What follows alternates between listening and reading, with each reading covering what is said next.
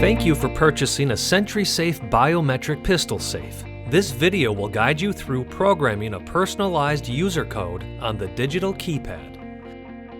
Begin with the safe locked. The quick access biometric pistol safe comes with a built-in factory code. Enter the code 12341 using the digital keypad.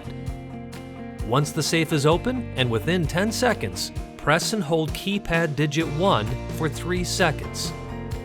The LED light will flash purple 2 times, indicating the safe is ready to accept a new user code. Enter your desired 4, 5, or 6-digit code. In this case, we will use 42132. The LED will flash green after 15 seconds, indicating a successful code entry. When the LED turns purple, re-enter your new user code. The LED will flash green 3 times after 15 seconds, indicating the new user code is active. To test your safe, close the lid and enter your new code. The lid will open.